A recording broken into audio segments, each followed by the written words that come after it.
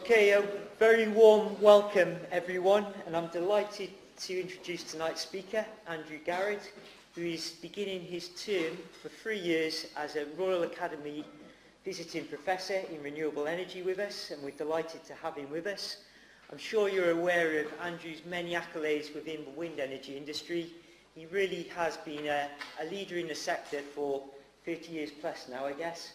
And of course, his greatest achievement of all is becoming a member of staff here at Bristol University. So I guess it's really important to say that Andrew has already been supporting the university very strongly for the last 10 years, and slightly more than that. He's been delivering guest lectures, he's helped us launch a course in wind and marine energy, and he also sits on the external advisory board of the university's Cabot Institute. So his commitment to the cause has actually been so great that he actually gave himself a heart attack coming to give a very similar lecture to this a few years ago. And yeah, well, please don't do that tonight, Andrew. That's the only request, okay?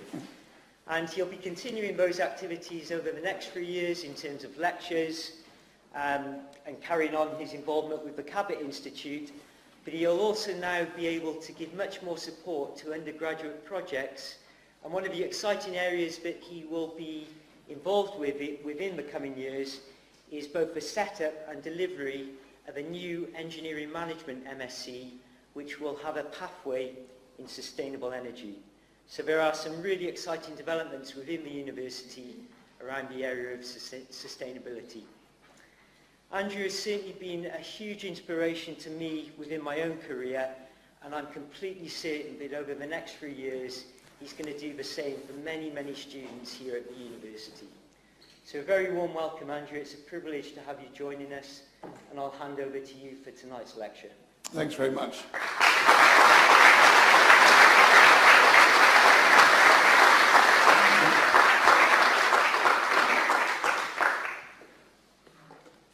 Actually, I have had a job here before. I was honorary visiting research fellow in 1990, I think. Who remembers Martin Lowson? Yes, well, so Martin sacked me. in a very actually uncharacteristically diplomatic way, I would say.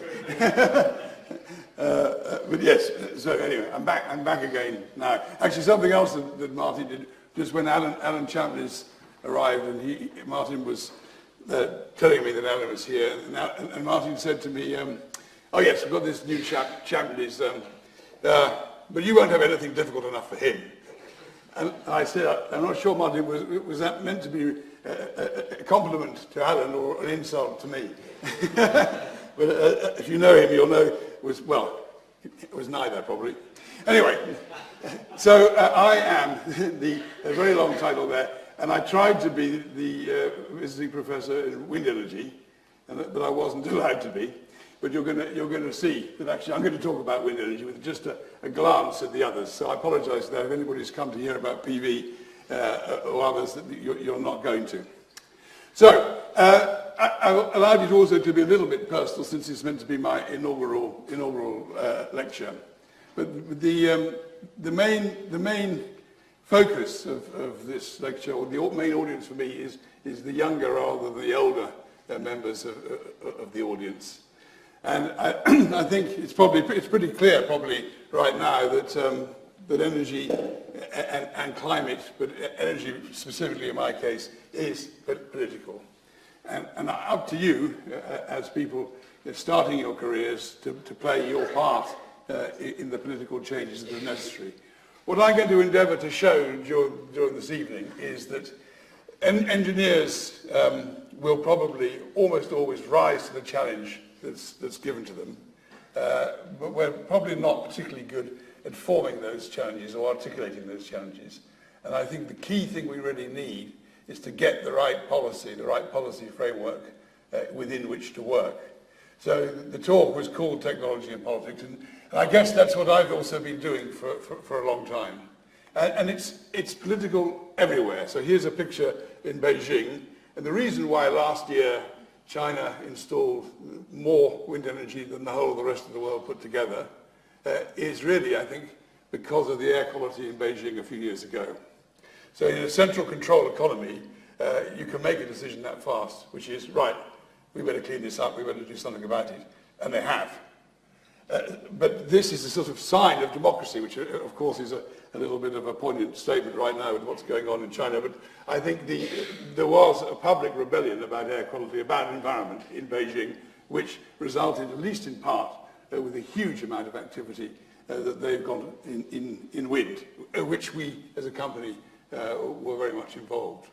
And of course, this is very current news, so what happened last week in Saudi Arabia, and what might have happened. So there was a suggestion that oil price might have gone up to $300, which of course some people might say was a good thing. That's a matter of debate which we could talk about later on. But the political nature of energy is, I think, very clear. So why are we interested in renewables? What are we trying to do? So the two previous slides about oil clearly give us a worry about security of supply. Where will we get our energy from? And also, how much will it cost? So how sure can we be of the cost of energy in the future? And in maybe rather a parochial way, politically, the creation of jobs in the new industry are very important. Now, I put those 3 points there before even mentioning climate change. And the reason for that is that this is essentially a political slide. And if you're talking to politicians, those 3 things are probably much more important, although they shouldn't be, are much more important than the bottom item, which is dealing with global warming and climate change. So and the reason for that, and perhaps this will change, and I do believe we are at a very important stage of development of this whole argument right now. The reason for that is that, traditionally at least, party political time horizons are 3 or 4 years, whereas energy planning is 30 or 40 years. And those 2 time horizons are completely incompatible. And so getting any government to actually plan something which deals with climate change or deals with clean energy. When I started in wind, we hadn't heard of climate change. We just talked about slag and ash and clean energy. So these 2 timescales are different by an order of magnitude, and that gives a major difficulty in getting things done. Perhaps we are at an important change point now. I think perhaps we are. Again, perhaps we can discuss that later on. So what are we dealing with? The climate change, this is a very powerful photo which I'm sure many of you have seen before, and then security of supply. So these 2 images, I think, go quite well together and summarize the problems which we're dealing with. Now, a lot was made about the Paris COP, much less about the Katowice or the Marrakesh or the Bonn and the upcoming Chile COP. So this was a big deal. And I think it was an important point, but of course we do have to wonder what has happened since. So these people here are making a very clear gesture of victory, but we have another guy who came on the scene shortly after that with a similar but opposite gesture. And I'm sure you're all aware that he is not our friend, although in a sense this doesn't matter as much as you might think, because lots of American states, American cities have gone on with their own policies, notwithstanding the federal policy which is decided by Trump. So this, you can see, is the political background. Now, I think with age, I've become, although I know inclusion and democracy and all those things are terribly important, I think I've become more and more dictatorial, at least in my inclination. I thought I'd just show you a couple of things, actually, apart from the fact that it's got a rather nice rolling up of these vortices, which is a different part of the conversation. So really, pretty much overnight, we managed in Europe, but in Britain in particular perhaps, to stop smoking in public places just by saying, don't do it, stop. And it wasn't all that traumatic, and it really worked. And so making a strong decision about something can be important. I had an interesting encounter with a plastic bag over the summer. I was fishing for mackerel. And I got a lot of mackerel, and I took them back and I gutted them, and I put all the guts in the plastic bag. And I was just about to throw the plastic bag away. And then I thought, actually, I had to try quite hard to find this plastic bag to take with me on the fishing trip. And so I washed the plastic bag out and kept it for the next fishing trip. Now, this is a banal story, of course, but, I don't know, 2 years ago, the whole place, the whole house would have been full of plastic bags, and now it's not. So that plastic bag actually became a valuable commodity for me, rather than being just something which we chuck away without thinking. Again, a simple decision. We're not going to have any more plastic bags. Well, nobody died. People lived actually as a result. So smoking in the plastic bag, I think, are very interesting examples of how quite simple decisions, which are probably democratically supported, but need to be taken in a slightly dictatorial way, make quite a big difference to our society. This is an extract from the digest of UK energy statistics, known in shorthand as Dukes. And it says here, renewable share of generation reached a record 33% in 2018. Well, 15 years ago, that number was 2%. So I don't believe we as an industry have made enough of that extraordinary achievement. So we've gone from almost nothing to a third of our electricity being produced by renewables in 15 years. Now that shows how, if the engineers and business people, I suppose, are allowed to get stuck into something, we can produce a dramatic change really very, very fast. So the problems on the whole are not engineering, they are political, with engineering coming as a response to the political demands. So how did that happen? Again, I think a very similar way. There was a directive, a EU directive, so there we are. Something good came out of the EU, I suppose. So what would we have done without the EU, and would we have signed up to it? I don't know. But the EU directive said that we had to have 20% of our energy, not our electricity, 20% of our energy by 2020, or else. And the else was a huge fine. Now this was a pan-European, well, all countries within the EU. And basically, we've simply responded to this diktat. So we were told, you better have this renewable energy, otherwise you will be punished with large fines. And lo and behold, what happens? We're probably not going to quite meet it, but we've gone from 0 to 33% of electricity, so that's quite different. And I'm afraid it's quite. I'll be making that mistake repeatedly this evening, I suspect. But electricity and energy are far from the same thing, and so it's probably more like 30% no, probably more like 40% of electricity will be needed. So we were told to do it, and we did it, and it's been truly remarkable what has been achieved.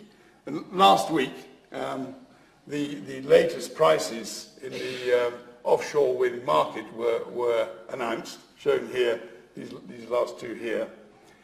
So this is, you don't have to worry too much about all the units, but this is the price of energy from bidding into an auction, offshore wind projects bidding into an auction, to be delivered. So in other words, projects to be commissioned on the x-axis. So these ones to be commissioned in 2024 to 2025. So the price has more than halved during that time, as a result mostly of multiple installations and getting better, practicing, also people getting confident, both financial people and technical people and political people. And to be fair to the politicians, despite initially quite a sharp rise of prices, they've stuck with the promotion of offshore wind through different colours of our different governments. Same time, that's the original price for Hinkley, but of course you may have seen again last week, almost on the same day as these prices were announced, Hinkley also looks like it's going to have a huge surge in costs. So I think this is a pretty remarkable story. It's a remarkable story in engineering terms because it's all about these huge rotating machines, which we'll talk about a bit later on this evening. And it's about a policy which is effective. So we have an EU policy saying you will do it. We have the execution of that policy with a particular form of incentive in Britain. Different countries had different incentives. Our incentive has worked to reduce those prices from about, actually it's about a factor of 3, about 150 down to about 50.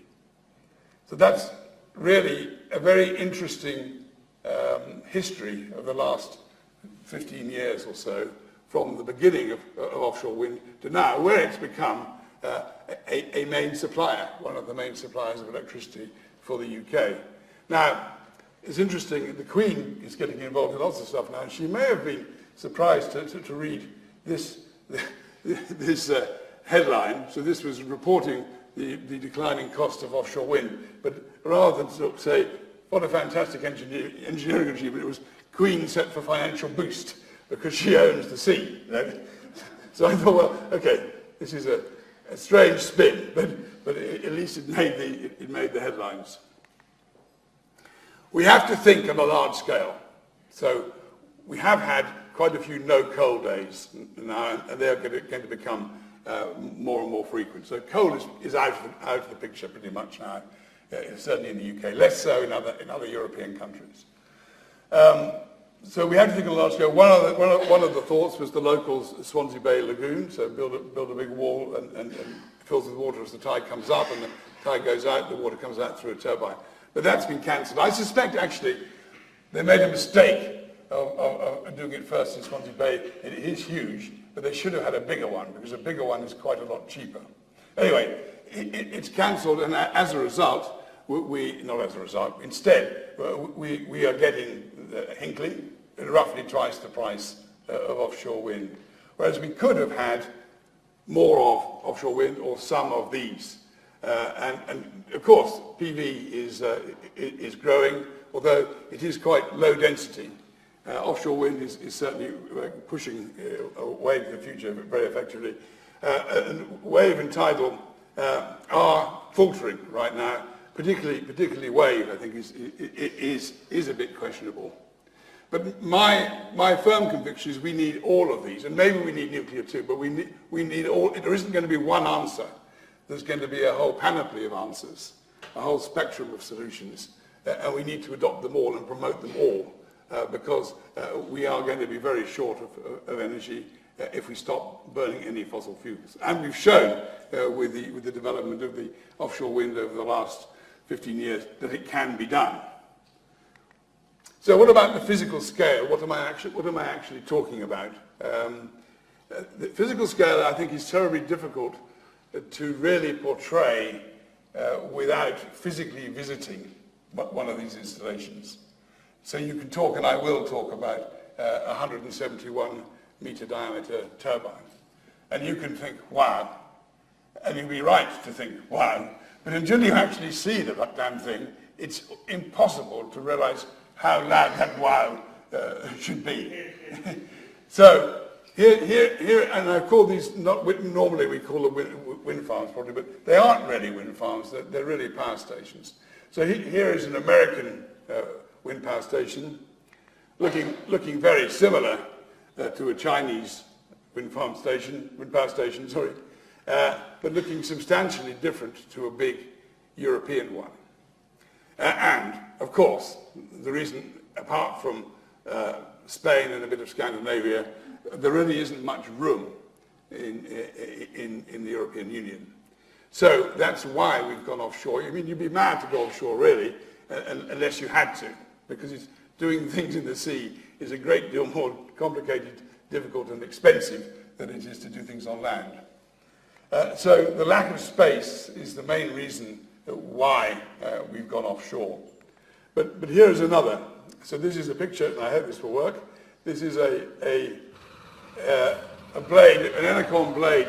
There are 3 of these blades for each turbine being delivered to a Highland site. Is he speeded up by a factor of 3, I think, or so. So you can think, well, is this really a sensible thing to be doing? 3 of these for every windmill. But I think you've got the picture. So there are other reasons for going offshore. So in fact, I think another reason for going offshore is simply that there is an economy of scale as turbines get bigger, but they get to the size where you can't deliver them. So it isn't about fatigue, it isn't about loads, it isn't about vibrations that's limited the size of the turbines onshore. It's you can't get them under the railway bridge, or you can't get them, in this case, around the corner. So I said in the blurb about this talk that I'd also give a bit of history. So I'm going to start really right at the beginning. So here's 1,000 years of innovation. From these Persian wind turbines on the left, which are still there, to the standard Dutch, Danish, German ones on the right. So we've been living with power from the wind for a millennium. And then we moved to 100 years of innovation, and rather unusually, I've chosen here some Soviet wind turbines, because normally, if you look at this in this sort of history, you'd start probably in the 40s or 50s in France or Britain or America.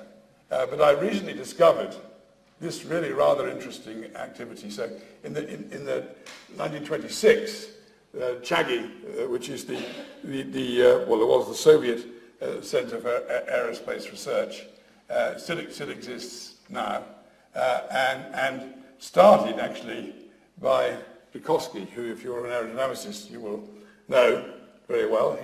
Some claim he invented lift. I think that can't be quite true, but he made it in a lane. So in the 20s, Tchaikovsky and Chagi were developing wind turbines, and you can see actually quite complicated ones.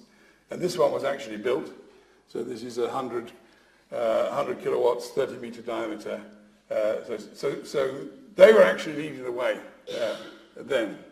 Then we moved through the 70s, and you can see this is a different style to it. This is quite a famous wind turbine, rather nicely called Tvind, built by a Danish school in the 70s, and you can see the general demeanour of the people is quite clear, and that bus is I think a very, very iconic bus. So this was a 1 megawatt turbine built by this school in the 70s, and this was quite an important turbine, in fact, in cultural terms.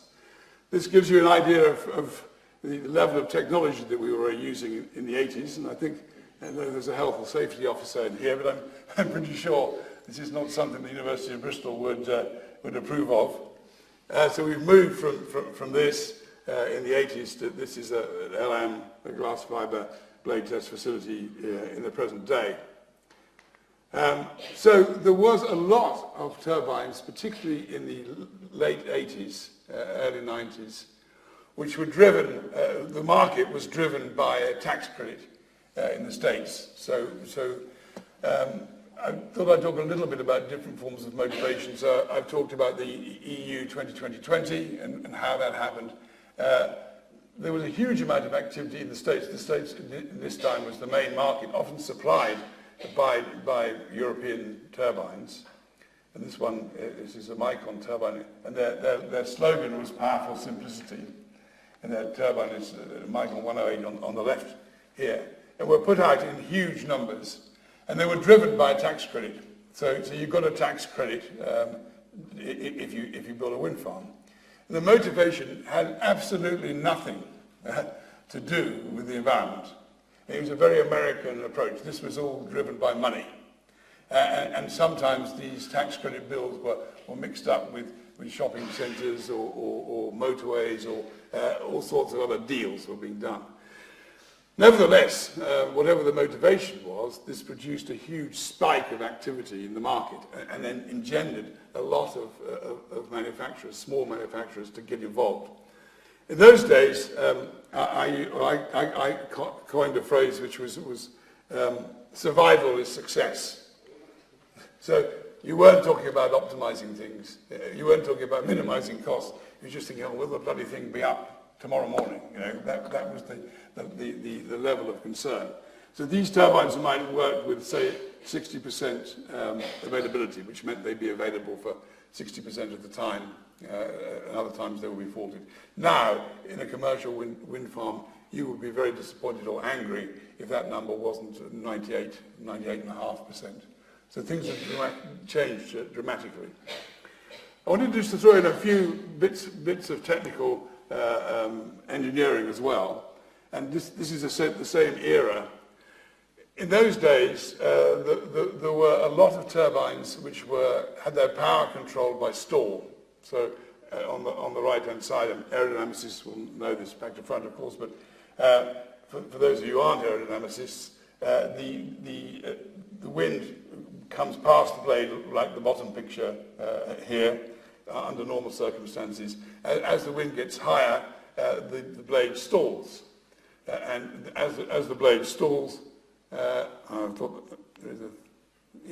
the blade stalls, the lift drops off, and this means that the power dropped off. So there was a lovely, natural way of limiting the power. You didn't have to move the blade, twist the blades like we do now, like a propeller. They just sat there, and then the blade stalled naturally, and it was simple. It wasn't as precise as it might be with a rotating blade, but it was simple. But then we got to a certain size, the LM19 blade, so that means a 38-metre diameter turbine, where the thing just fell apart in seconds. And you could have one turbine sitting right next to the other, exactly the same turbines in apparently exactly the same position. One would explode, not explode, it would vibrate to pieces, but in seconds, and the other would be completely benign and continue operation. So there's a bit of basic physics in here, which we really haven't got to grips with. And I think, well, probably the turbines now are far too big for this, but it seemed to me a shame that we had to stop at that size, simply because of the violence of this stall. So if we were a bit more sophisticated and we could do better aerofoil design or understand rotating stall a bit better, we might be able to do something quite different. So that was just a little sidebar. And a similar sidebar is lightning. In the early days, lightning used to destroy loads of turbines. And you can see, here's a lightning storm in Italy, I think. And there was no damage. All the turbines were fine. So here's a bit of nature which we've cracked reasonably well, I think. So dealing with nature, earning your money with the elements is quite a challenge. So this sort of stuff, this sort of picture, and actually that one, teaches you to be pretty respectful of what nature or the elements throw at you. So that 100 years, starting with the Soviet turbines, really gets us to here, where we could call this a commodity turbine. So this is not an offshore turbine, this is a turbine onshore, but really has become something which you buy not exactly off the shelf, but you can order 10 or 100 or 6 of these turbines. So that progression is a very interesting progression to see. It has become a commodity, so now we're not worrying about whether it'll survive. We're not worrying really about efficiency anymore. We're worried about eating away at the cost of these turbines, just like you would with another mature technology. We have not yet got to the stage of the automotive industry, I think, and I look to that very much with dread in a way, but also with admiration. So I had quite a few children at one point, and we had a Renault Espace, and then the children all grew up, we kept the Renault Espace, and then eventually it all started falling apart at the same time. I mean, really amazingly. So the constant velocity joints, the gearbox, the back wheel bearings, within a month, I would say, they'd all bust. So you think, blimey. Well, of course, you think, blimey, this is rather annoying, I've got to pay for it, but you also think, this is really clever, because they've understood so well their product, how their product behaves, or they've done such careful calculations. I think it may be a bit of pragmatism as well. So you get the whole thing to fall together at the same time. And that is a sign of maturity. We aren't there yet with a wind turbine. If you buy a car, you might keep the car. The car might have a lifetime of, I don't know, 10, 15 years. It actually runs for about 9 months in total, its total lifetime. So if you add up the number of hours, it's about 9 months is actually pretty heavy use of the car. So that car is running for 9 months and then it falls apart. Well, these things have a lifetime of, let's say, 25 years, of which they're running for 15 years. They're going around for 15 years. The car is going around for 9 months. This is going around for 15 years. If you take a helicopter, which is going around a lot faster, of course, but every few minutes it's on the ground being looked after by expensive mechanics. So this is quite a remarkable bit of machinery, just in terms of its survival with we hope, limited maintenance or very much controlled maintenance. So, one of the main innovations, I would say, from the beginning until where we are now, has been control. So it's computers, I guess, like anything else. So I showed you the Micon 108, whose slogan was powerful simplicity. And powerful simplicity was a very good description, I think, of the technology. So the technology was essentially agricultural engineering and small boat building. So glass polyester and glass polyester blades and agricultural engineering from the mechanical bits. So it was pretty much like a tractor. And then the wretched computer came, like the rest of our lives, and so collective pitch started. So that means rather than these blades just sitting stationary and being untwisted and stalling to control power, we started to actively control these things. But both blades, or all three blades, doing the same thing. Then torque control came in, so that meant variable speed. You could control the torque of the thing. The speed would start to move up and down. So you could rotate at the optimum speed for the wind speed. And a new type of generator, double-phase induction generator. I won't go into that now. Then the gearboxes were removed by direct drive generators. There's a whole new type of generator appeared, which was bigger, but actually more efficient, but was permanent magnet or could be other designs. So permanent magnet generators arrived. Then we started to plaster sensors all over the place, going back into the computer. Why not chuck in a laser? I mean, might as well. So this laser is looking forward to see what wind is going to come and hit the windmill. So getting ready to twitch the blades so that the loads are kept under control. So this is a bit like a fighter aeroplane, that part. Individual pitch. So now, instead of moving the blades together, essentially controlling power, the three blades have lives of their own. So the whole thing is twitching like a helicopter. So I think a way of characterizing the development of the technology from the early days, the powerful simplicity, to where we are now, is moving from quite a simple tractor to a pretty sophisticated helicopter, but a pretty sophisticated helicopter which does not have the benefit of being polished every time it lands every few minutes. This thing is usually in the sea now and left to get on with its own devices. Then finally, that's the turbine. Then we add a wind farm controller. So now the wind farm is also got that. So all the individual turbines are looking after themselves, but there's now a wind farm control which is telling some of the turbines what to do. And these wind turbines produce wakes. So behind the wind turbine there's some low moving air. So the wind farm controller, for example, might steer those wakes. So if one turbine is sitting behind another turbine, sitting in the wake, it can move, can twist the one in front so that the wake comes past the one behind. So, there's all sorts of games you can play. So it's terrifically exciting, and it's big data, which is good. It's very trendy to have big data. So we've got lots of big data. So 3 decades of development. I've added their personal development. So when I started, this is the first. This one on the left here is the so-called Stormmaster turbine, which was 12 meters in diameter, 60 kilowatts. The first project we did in America back in the 80s. And I could carry that blade on my shoulder. So I could carry a windmill blade. Well, now, a big wind turbine blade, or big wind turbine, is 3.5 times the size of Wembley Stadium. So there's another way of looking at it. So we've gone from that to that. I've seen it happening. I regard myself as being incredibly lucky. And there's a few other people, I think, in this room who've had the same experience. to have been in the beginning of an industry which has been very successful commercially and technically, but also what an education. I mean, to have gone from that, we never dreamt when we were fiddling around with those Stormmasters, what we might be fiddling around with later on in 2019. Well, here's a picture of, now actually this is an interesting picture because this was produced by the European Wind Energy Association in 2009, looking into the future. And actually, when our company started, when Gareth and Son started back there, but this is not the future, this is now, and that wasn't supposed to happen until it looks like about 2030.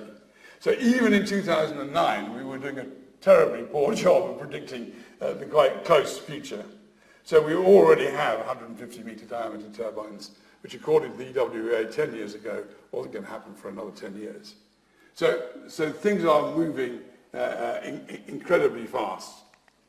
And just a little personal note, actually Steve Jilks is sitting in the back there, this is really his slide rather than mine, but these are turbines which Gareth and Son, led by Steve, designed in Bristol, including at one point the one at the bottom, the world's largest machine, which we designed for Samsung. So this was going on in Bristol, which is also quite a nice and exciting thing, I think. So turbines were growing in complexity as well as size. But then I wonder how that's going to go on. So, I don't know, probably some of you have been on a A380, I've been on one a couple of times, and it is an extraordinary thing, although it's quite small, actually, compared with the big wind turbine. That's not the point of this slide. I went to see Ian Gray, who was the boss of Innovate UK, but before that he was the chairman of Airbus UK in his office in Swindon. And outside his office, proudly, he had a model of the A380. So I was able to say, well, Ian, that's quite a nice little machine there, but you should have something, a proper big rotating machine as well. So the A380 is going out of production. And that's something I think to pause and reflect upon. So why has that happened? It's an extraordinary engineering achievement, that aircraft, but it hasn't met the requirements of the market, of the economics. So if we look back here, almost all the effort, engineering effort, has been put into making these turbines bigger and bigger and bigger. And with that has become cheaper and cheaper and cheaper electricity, up to a point onshore where, as I showed you, you can't deliver them anymore, so you stop. Offshore, who knows what will happen. But at some point, we may get to an A380 moment and have to think again. Why? Well, they aren't all the same, but I know if you have a quick look at them, they all look the same. They all look like that. So why do they look like that? And the reason is that they have to be onshore, they have to be good neighbours. So we used to work on two-bladed machines, and they were fine from an engineering point of view, but people did not want to live next to a two-bladed machine. It looked like it stops every time it goes past the tower. So it was a really upsetting thing to see. But from an engineering point of view, from a cost point of view, it was effective. You might want to have the turbine, the blades upwind of the tower, but if you do that, downwind of the tower. If you do that, you get a thump each time the blade goes past the back of the tower, because it goes through some dead air. You might want to run faster. I mean, to be more efficient aerodynamically, you would run faster, but then it's too noisy. So they all look like this because they have to live next to human beings. So they had to be good neighbours. They no longer have to be good neighbours. So offshore renewables, or maybe I should say offshore wind, are really an engineer's dream. We have to look after the sea life, particularly during construction. But otherwise, you can chuck away all the social limitations produced in the past by being a good neighbour to a human. So therefore, we can expect, and we should expect, that in the long term, the offshore turbines will not only be bigger, but will be different. Bill Gates, and since it's Bill Gates we have to take notice of, I suppose, he said we need an energy miracle when he was discussing the whole business of electricity generation. Well, I would say to Bill, well, actually, I think we've already got the miracle. The miracle is we can do all this stuff. And we just need to do more of the miracle. And so the miracle suggests some really deep thinking. And I think we've done the deep thinking, we just need to do the implementation. And that isn't just the turbines, it's everything. So the innovation will come in all those different bits. And onshore, the turbine is probably 75–80% of the cost. Offshore, it's less than half. So all these other things become very important. Here's a big blade. And again, if you see this big blade, you would be gobsmacked. And so it's the size of 9 double-decker buses, one blade. So seeing it here just simply does not do it justice. It's an awful American word. In the true sense of the word, it is awesome. Not the American sense, but the true sense. It is awesome. But it also gives us, I think, a problem. So we consider ourselves to be a clean, environmentally friendly industry. I mean, after all, that's the driving force behind it. But we don't really know what to do with these things at the end of our lives. So we're building these huge composite structures. But how do we get rid of them after they've been running for 25 years or so? And there's quite a lot of work going on in that now. Either just direct use of the material or avoiding this problem. Can we be more clever about the materials that we're using to develop these blades? A new problem that's emerged recently, offshore, not onshore so much, is leading edge rain erosion. And I think there's some work actually being done here in Bristol. So this has been a bit of a surprise. The turbines working offshore are working in a wetter environment with sea spray and rain and are damaging quite substantially some of the leading edges of the turbines. I've chucked in a couple of sort of eccentric ones here because I've learned from experience that you should never dismiss an idea, however wacky it appears to be. And I must say, this one on the left, I felt very much inclined to dismiss, but actually the Garrett Descent lecture last year, I think, we had someone talking about kite systems, and I've seen some running. So here's a kite which gets way up into the higher wind speed air and drives some pulleys on the floor. And on the right-hand side is a floating vertical axis wind turbine. So maybe this sort of thing will appear.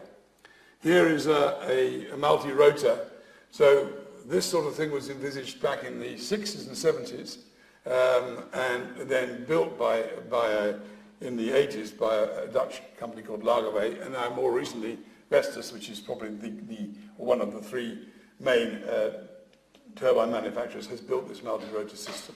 So this is the sort of thing that might appear offshore, simply because you're relieved of the social constraints and you only have technical constraints. And here's a kite. To me, it doesn't look like a kite, but this is called a kite. It looks surprisingly like an aeroplane to me, but anyway, it's called a kite. The offshore activity is mostly so-called shallow water, less than 50 meters depth. And you can see from this graph here that we are very well endowed with such water around Northern Europe, particularly between Denmark and Britain. So that's where most of the activity is. But elsewhere, there isn't so much. So floating wind turbines are now starting to emerge. And the first floating wind farm actually was in Scotland, but there's activity around the world. And one of the very first ones was built in Fukushima. And here you can see the floating wind turbine in the front and the burnt-out power station in the back. So this is rather an iconic photograph. In Japan, there's not much room on land, and what room there is very, very complicated terrain.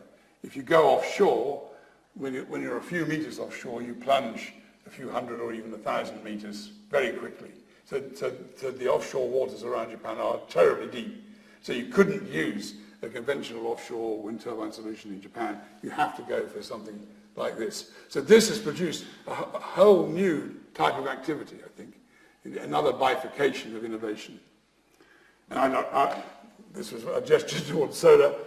this is a Chinese floating solar power station, which I really like. And this is a typical Chinese approach to things, isn't it? You just do it. Do it, so much of it. If it all goes wrong, just do it again. So we've done a lot of work in China, and in Britain there's a stigma. If you're a Western engineer, there's a stigma attached to failure. So we do prototype testing or design, prototype testing, fiddling around, zero series testing, and eventually we produce a commercial turbine or whatever product is. In China, the stigma is attached to inactivity. And it doesn't matter what you do, as long as you do a lot of it really fast. Which when you start in that market is really frightening, and when you get used to it, it's really exciting. But it is just a completely different approach. So it's no surprise to me that this is a Chinese project rather than a European project. But it's lateral thinking, isn't it? Maybe they haven't got much space, so do this. What about the fuel? So it started with the oil. The first pictures was of the oil. Well, the fuel, of course, for wind is the wind. The glamorous bits of all the development are basically the size of the turbines. But there's been a huge amount of activity in defining better and better what the resource, what the fuel is like. So when I started, there were two ways of measuring the wind. On the left-hand side here is what's called a Thaler kite, and you can probably see there are red streamers and the kite at the top. And by looking at the tension on the string and the inclination of the kite, you made an estimate of what the wind speed was like. And on the right-hand side is a ubiquitous anemometer, cup anemometer, which I'm sure you've all seen. So basically, we were making spot measurements with an anemometer and the occasional measurement with a kite. And then late last year, this Aeolus satellite was launched, and its sole purpose in going into space is to measure the wind around the globe. So to be used specifically for resource measurements for wind. So there it is, looking down at us, and well, God on the left-hand side is helping, and I got into trouble quite well in the States, particularly for this rather sort of offhand remark. But I used to say we did a lot of project finance for big projects. Basically, you can fix anything. If the gearbox fails, the blade falls off, if the tower vibrates, there's an engineering solution to it. So you have to spend the money. You don't want to spend the money, but you can do it. If you've got the wind resource wrong, there's nothing you can do about it, unless you have very good connections with this guy here. So there are quite different types of problems. Understanding the resource, understanding the wind, and getting a really good quantification of the wind with all sorts of computational fluid dynamics and so on as well. It's been a huge revolution. So we used to have very sparse data. Now we actually have quite a lot of data. And then local measurements here as an example, this yellow thing in the front is a floating LiDAR, so it's offshore. Actually in the back you can see there's a conventional mast which has got anemometers all the way up it, and this is the modern equivalent. So this is a laser pointing up from the sea and measuring the same thing as the mast. I'm almost there. So I've talked about the machines. I've talked a bit about the resource and the wind farms themselves. What about the electricity? So if these little green squares were wind farms, so 800 by 100 kilometre wind farms, that would supply the whole of the EU's electricity demand. Of course, next month we can have less. So that would be amazing. So last year we only had to, now we only have to have 6. Let's hope we still need all 8. But anyway, so basically resource isn't the problem. And it's true also with waves, it's true with tidal, it's true with sun. There's loads of the stuff. There's loads of wind, there's loads of waves, loads of tides and loads of sun. The resource is never the problem. The integration is the problem. So we have a grid system which is set up to have central generation, The Dutch word for power station is centraal. You have central generation and radial distribution or transmission. But now we have these power stations all over the place. Probably, most likely, the windiest places are the remotest places in many countries.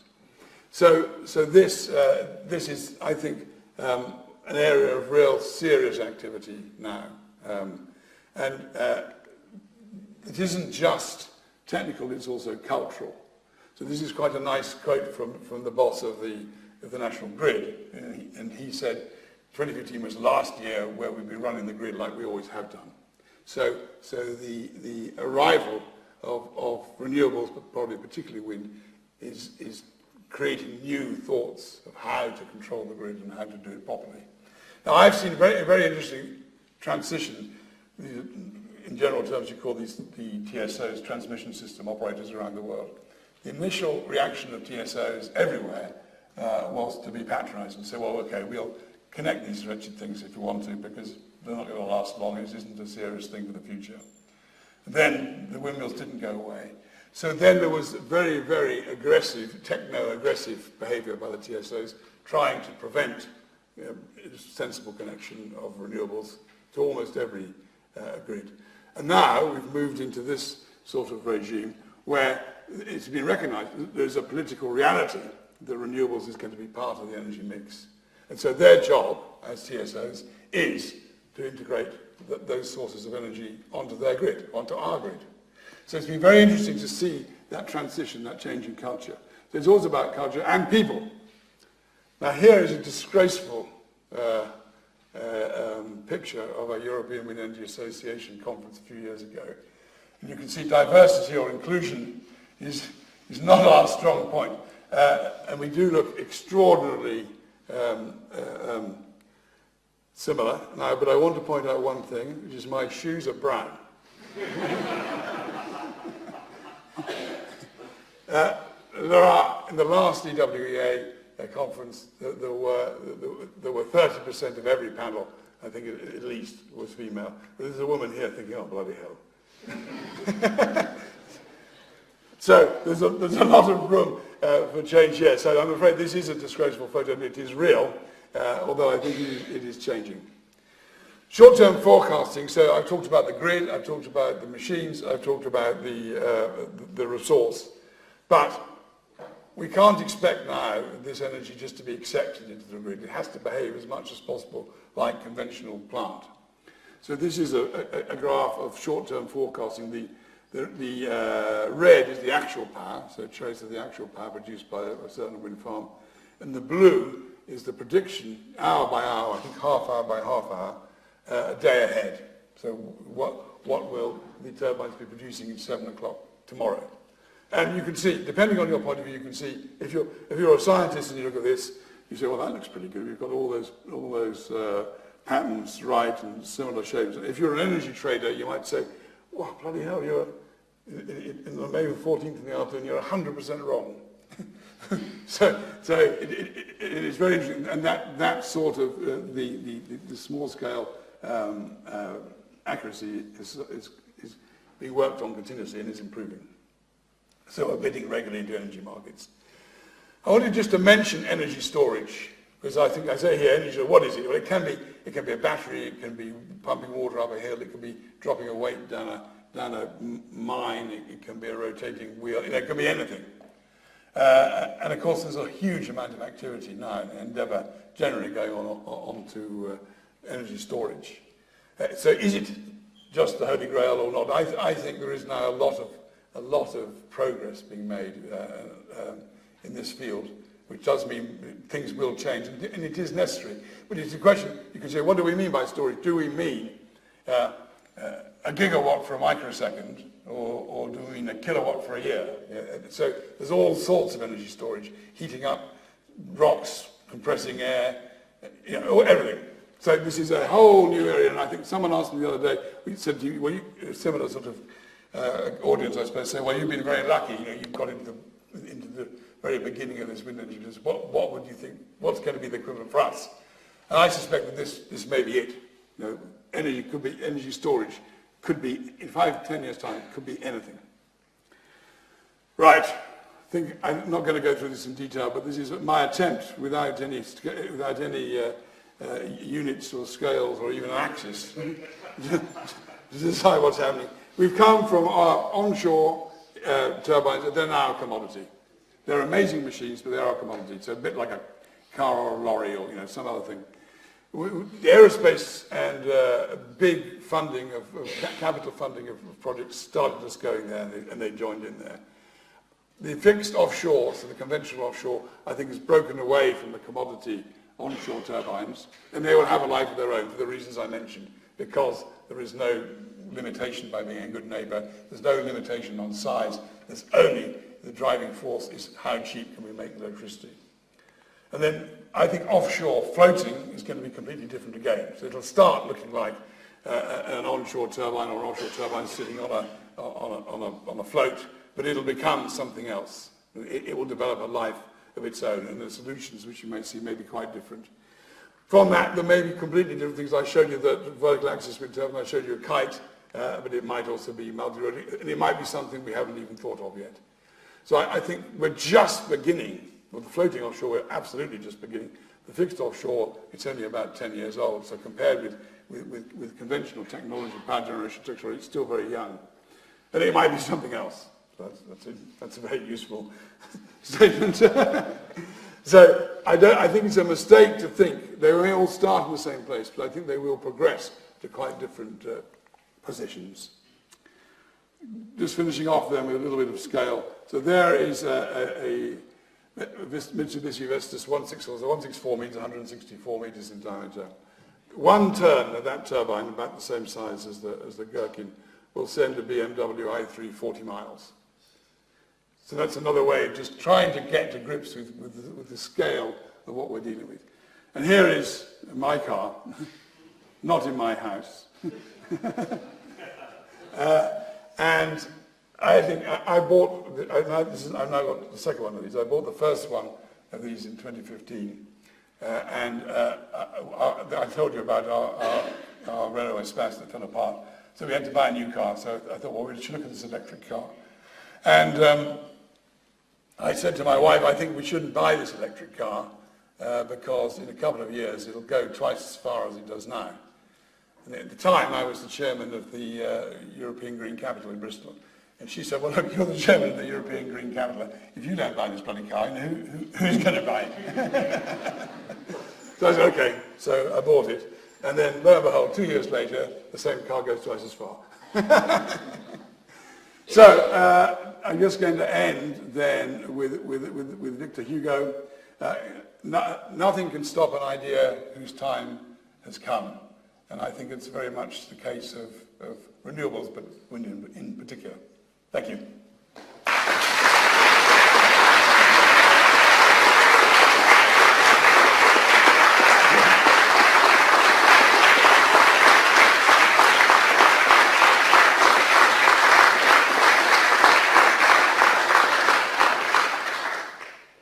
Thanks, Andrew, for a really inspiring talk. We have got time for some questions, so would anyone like to start with a question? Yeah. I wonder if you'd care to predict the cost curve out to 2030 or 2040, something like that. I'm just wondering how much more years of this amazing cost reduction can continue, and do these things need to keep getting doubling in size, or is there reasons for it to cost? Well, I think there are these learning curves, I think, which you've probably heard of. So the reduction in cost with a doubling in volume. And I think we are, with onshore wind and with offshore wind, we are ahead of what will be a conventional mechanical engineering curve.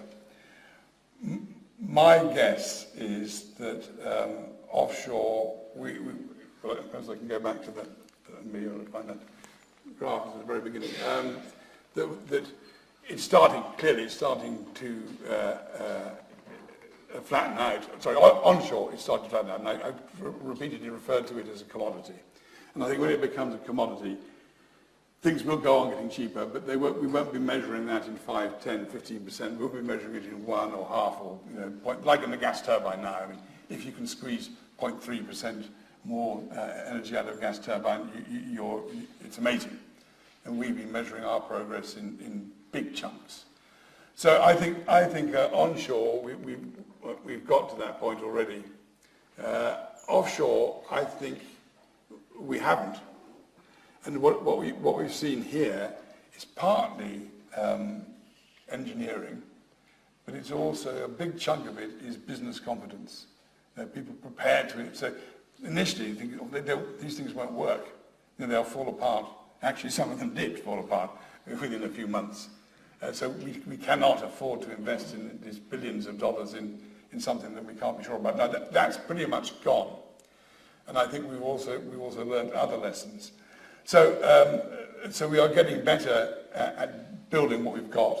Confidence is building, political confidence is building, and cost is reducing. But I think this is only a few years old. So I only expect the costs to go down. I think you probably realise I'm bullshitting, so I'm not going to give you a number. But I'm expecting the cost to go down quite substantially with offshore wind, mainly because of volume, actually, rather than because of technology. Volume, confidence, and just practice. And very interesting things like when we first started, there weren't any vessels that could manage these things. So what do? You've got this huge bit of kit to put up 150 metres in the air, in the middle of the sea. Well, now they exist. And I think it amazes me how aggressive and confident people are in building new kit to support it. So in order to do that, you have to be confident in the market, you have to be confident in the politics. So I think we're now in a sort of virtuous circle. So we won't see factors of 3 in 10 years ever again, but we will see a continuous downward trend, I'm sure. So that's a non-answer, but it's a... You built an incredibly successful technology business to do with wind in Cabot, and obviously the technology has moved on, times have moved on now, and I wonder if you were kind of back at the beginning again, or if you were advising undergraduates here in this room, kind of where the opportunities might be, what you would go for. You obviously had, tremendous insight when you got involved in wind in Cabot, and that paid dividends. What you might advise people, and I'm kind of thinking, things have moved on. You talked about engineers can do anything, they just need the political motivation, but there are obviously some technical challenges to kind of continue to increase the impact of the wind. Maybe they're to do with energy storage, maybe they're behavioural. And I just wonder, what would you be focusing on? Yes, right. You doing it all together? I think you're quite right. I mean, I would throw it, you've been very kind of what you said about me, but I would also throw in a good chunk of luck. I mean, being in the right place at the right time is very helpful. And this could be the right time too, because I think I do sense a sort of mood change in Western society at least. And so I think probably most jobs now, well, in the next, say, decade or so, are going to be, sustainability will be part of them. It doesn't matter what it is. In a rather banal way, and the reason I started with that plastic bag, I think that changing people's, changing the culture, changing people's attitude is probably the most powerful thing. So that there will be, probably in the next few years even, there will be flight shame. So people won't fly so much, and people will think very much about flying, and people will think, where is our energy coming from? They will think where is our food coming from? On a more prosaic technical front, I think storage is where I see the biggest, potentially the biggest and the most exciting technical changes to be made. And with that, I would chuck in grid management. I mean, that's perhaps not as glamorous, but hugely important. Can you be more specific in storage? No, I can't. Because we had a board meeting, when I was still running the company, we had a board meeting where we decided to get into storage. And so I asked one of the board members to come back to the next board meeting and tell us, what he thought we should be doing. And actually, perhaps what I said in that slide there it came from it, which was, what is it? Is it pumping water up a hill? Is it heating air? Is it squashing air or heating concrete? Is it spinning wheels? Is it chemicals? I don't think we know yet. Or is it hydrogen? I mean, I hadn't even mentioned hydrogen. So I'm certainly not competent to answer that question, but I do think it's a huge open question. And to make the transformation of society that we need, I mean, everything becoming electrical, storage has got to be a key thing. So I would say to someone who was wondering a technical person wondering what sort of direction you're going, that storage would be the top of my list. But I do also think that what we've done here is still, I mean, we think it's gone a long way, but probably we've only just started, really.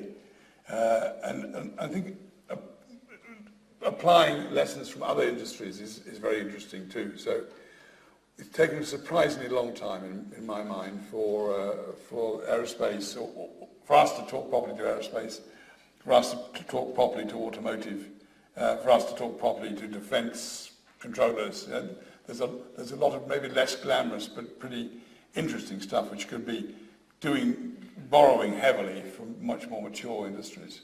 Then there's wave and tidal, which I haven't talked about at all. And I think the tidal is an order of magnitude less than wave, or maybe several orders of magnitude less than wave in terms of its basic resource. I see it wave, I see very much like fusion. The goal, the prize is huge. And so we should keep going, even though we don't appear to be making much progress. It's the same thing with waves. The prize is just huge, but we seem to be struggling to make any real progress on it. So those two would also be interesting, if you were particularly mechanically inclined.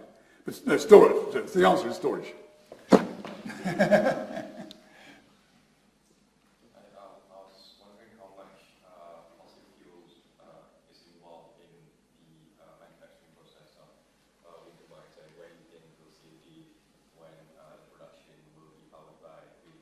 Yes.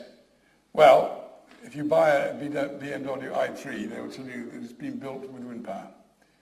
I don't know if it's really true, but that's what they say. I can't answer that question directly, but I can tell you that if you put a windmill on, let's say, a reasonable site, so that means, say, northern Germany rather than southern Germany, or the Midlands rather than Scotland, the energy payback is about 6 months. So if you look at the amount of energy that was taken to build the windmill, it will have generated that amount of electricity in about 6 months. I can't tell you how that works out with fossils, but that's a sort of guiding principle.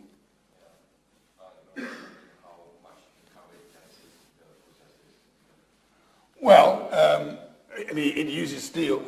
There's a lot of steel in there, so we can't get away from that. It uses glass polyester, so yeah, it isn't carbon-free by any means. But if we got to the position where we could be making the polyester with the wind power, as BMW says they are with my car, and the same thing with steel is maybe more difficult, that may happen. We will be progressing that way. I mean, if you think of a large chunk of industry is powered by electricity, and renewables produced a third of our electricity, then I suppose you can say a third of it is being done by renewables. So I can't give you the carbon numbers, but I think the 6-month number often surprises people. People often think that's going to be years and years and years, but it's actually quite short. And of course, you go to Scotland, it's a month or so, and if you go to Bavaria, you probably shouldn't put the turbine there in the first place, because So you mentioned about how integration of renewables into the national grid is something that's going to be very important, and how we have to fundamentally change the grid system. So I was just thinking, so when you're changing such a large piece of infrastructure, surely that would take a long time, and I was just wondering if you thought that perhaps this would be something that might limit new technology in the future if the grid system can't incorporate. actually, I didn't quite say that. What I said was that the culture of the system operators needs to change. So I think there's a lot that can be done with our existing grid system just by thinking about it differently. And if you, I don't know if there's any old CGB people here, maybe not anymore, but in the old days of national utilities, everything was redundant. So I mean, if you needed one transformer, you had two. And that was just the way it was, because, well, that was the culture. And the culture was to generate with huge central generators, like Sizewell B, for example. And if you've grown up doing that, and if you've been educated to that all your life, it's a hell of a job to suddenly change thinking, right, no, we're not going to do that, we're going to have all these funny bits and pieces all over the place generating. So I think the first step is just using the existing system in a different way. Second step is a lot of renewables. I haven't talked really about this, but I've only talked about the big stuff, but there's a lot of small stuff too. So even though a couple of solar panels on your house isn't much, if you add it up over the country, it's quite big. So suddenly the distribution grid, so the transmission grid is the national grid, which is the high voltage grid, and then the distribution grid is what's connected to all of your houses, which is run here by Wales and Western Power. So they're dealing with the low voltage grid. Now, they have almost no knowledge of how their grid works or how, no, that's unfair. They have almost no measurements on how their grid works because they haven't needed to. It's really not been necessary. So there's a big lot of activity now in instrumenting the low voltage grid or the medium voltage grid so they can do a better job with what they've got. Now, of course, there will be changes, and there are international high voltage links being built all the time, and will have, that's been going on for a long time. So I think there's a cultural shift, which is first, distribution system, knowledge, second, in the background, these big jobs going on. And then there is of course, quite a lot of geographical aggregation, which is very powerful. So if it's not windy here, maybe it's windy in Ireland. So if you are interconnected, that makes a big difference. But the other end of that is doing more and more locally.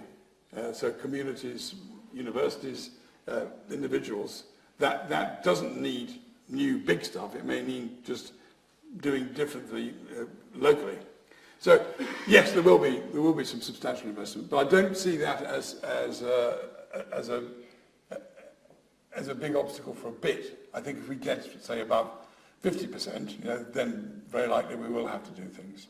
But what I'm encouraged by now is that the TSOs are thinking how to do it, what they need to do, rather than how to stop it. And I think that's a very, very positive thing. So yes, eventually, if we get to 100%, it'll certainly look a bit different. But there's quite a long way we can go with what we've already got. But the culture has to change. You were talking about just a culture change. How do you think policies implemented by the government, like a carbon tax, would encourage that change? Because obviously when you hit someone's wallet, they change. Yes. Yes. Well, I mean, I think academically, a carbon tax is a great solution. I mean, it should work. I mean, it's a classical economic solution. The fact is that it hasn't worked, and maybe it hasn't been introduced or policed aggressively enough. So I think there is the big cultural question is how do you get people to shift? Now, one of the things that I've spent quite a lot of time on is well, I think you could say I've sort of lived on a cusp. If I'm in a Friends of the Earth or Greenpeace meeting, people see me as supping with the devil because I'm talking to E.ON and SSE and Goldman Sachs. And if I'm at Goldman Sachs, people see me as a rabid green warrior. And I think that is a bit the point of your question. So I've tried to say for some time that I think if we're going to make rapid progress, and we have to make rapid progress, there's no other solution, then people have to be able to make money out of it. Now, you may disapprove of that, you may not want that to be the mechanism, but right now it is the mechanism we've got. So you can, on the one hand, you can tax people, and on the other hand, you can incentivize people. And if you look at, going back to the very beginning of my talk with the 2020, each country was left with its own, will think of its own incentive device, how to achieve this goal. And people did different things in different ways. And basically, our mechanism was to allow big companies to make money out of renewables. That's a pretty uncharitable way of putting it. And it's worked. I think the fact is that right now, we really don't pay enough for our energy. I mean, the real cost of our energy are much, much higher. That brings you into a whole different question of fuel poverty or poverty in general. You know, is this just a dilettante, middle-class, rich person's business, or is it something which society needs? And I think that brings you into a much bigger question, which I think it's something that society needs, and maybe society needs to look pretty carefully at how it's organised itself. So my view is we can't afford not to do it. So we need to find a mechanism, and it might be taxation, it might be incentivization, it might just be regulation. But what I'm very impressed with is if you have decided that's your goal, there is almost always a way of getting there, which may not be a way that people approve of, all people approve of. The problem we face now, particularly in Britain, I think, is we don't have a government, and the people drifting through the position of Prime Minister seem to be quite happy to say, yes, we should get greener. And this is a very good thing saying, oh yes, well we can do it by 2030, not 2050. Yes, right. Well actually, that's not good enough.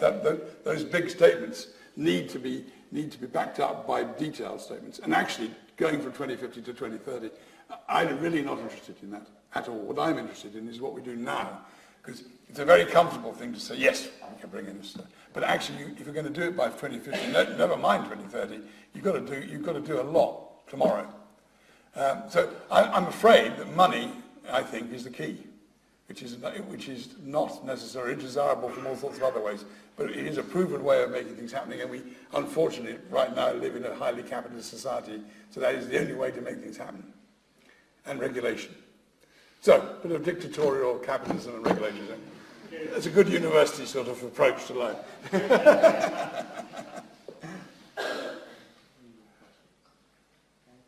How did you navigate running your business in an emerging market, being right at that sort of leading edge, cutting edge of technology? My partner, a chap called Ansel Hassan, was a very good foil for me. So he didn't, as you probably already gathered, I quite like the limelight and the bullshit and all that stuff. And he didn't at all. So he kept the show on the road in the back room with a lot of discipline. And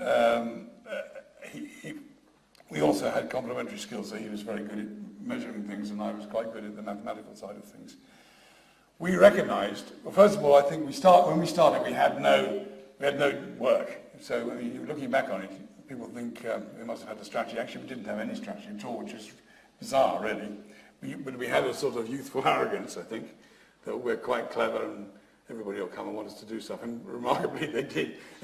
And that was lucky, because at that point, there was lots of, in those days we used to have a Department of Energy, and when we did a lot of work for the European Union, so there was quite a lot of useful money for us to keep going. But we had to make the market, so I've spent quite a lot of time with politicians in foreign countries, helping them to create a market, which we then help them to fulfill. So the reason why I felt it was okay to have this thing called, I think, technology and politics is, particularly latterly, I have spent a lot of time on politics, not party politics, but on energy politics. So we recognised we had to, right from the beginning, we recognised we had to convince people that they should do this stuff and that we could help them do it. And it was luck that the time was right. So lots of countries all over the place were looking at doing it. But I used to have arguments with Ansel, the guy with the purse strings, to convince him that I should go and spend 2 weeks in Morocco or somewhere trying to drum up business. And he said, well, no, you should bloody well come back here and go to Cardiff, More questions? In the developing world, I wonder if you could share any observations about inroads that wind energy may or may not have made. Yeah. Any particular characteristics there, which are pertinent to the developing world, and maybe there'll be a bifurcation in technology, or maybe the Yeah, I haven't really said anything about that at all. That's quite a big omission. I used to think that there were two types of market. One, which I call the conscience market, and the other was the necessity market. So the conscious market is us. We've actually got lots of electricity. We've got more electricity than we know what to do with, but we think we should generate it in a cleaner fashion. And then there's a whole huge chunk of the world which has no electricity. And so the sort of solution that's needed for somewhere with no electricity is quite different to what we want here. And then there are a couple of approaches there. So I have done a little bit, not very much, a little bit of real rural electrical supply with small turbines. And I'm trying to remember that. Do you remember the name of the huge Scottish chap with red hair in a kilt, whose turbines felt that the shaft broke? No, anyway, I went to the Philippines with this guy on a UK trade mission, and I talked about this. At the time we were developing a 40 megawatt wind farm in northern Luzon in the Philippines, and he was producing a windmill this big. And he was very tall. He was 6'7", and he had bright red hair and a huge kilt. And at the end of my talk, they said, "Okay, but please, come and talk to the presenters." And one person came to see me, and I don't know, 100 people went to see him and thought, "Well, actually, this is pretty interesting." So what he was doing, they actually needed and could use immediately. So that's real isolation. Probably that would now be replaced by PV, I think, rather than so small PV is much easier to deal with. Small wind turbines are notoriously unreliable and difficult, so that was long before there was commercial PV. The next stage, though, is in India. We've done a huge amount of work in India, where there was initially we were guilty of this.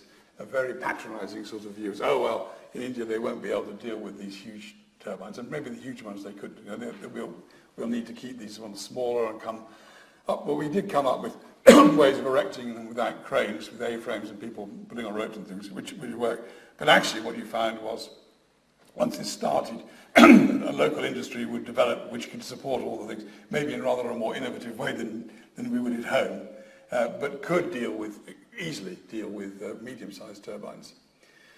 The issues so on the small, real rural stuff, you do need self-sufficient stuff, and I think that's a real problem because it's complicated, and you end up with computers with people who don't have the means to repair them, so you need something simple. So PV maybe is the right thing. Then you get into grids, so small grids, dealing with small grids. If you put in half a megawatt of wind turbine into a small grid, and it's a very weak grid stability and controlling the grid becomes very big. Now, there are plenty of Indian manufacturers, there are Pakistani manufacturers, there are loads and loads of Chinese manufacturers, there are Filipino manufacturers who have got either got turbines under license, designed under license, or have bought a deal from a manufacturer. So we are seeing it happening all over the place. But I think it is much more difficult to introduce renewables, or no, more difficult to introduce wind into small communities, rural places, without grids. It's the grid bit that's the problem. So there was a lot of work done on wind diesel at one point.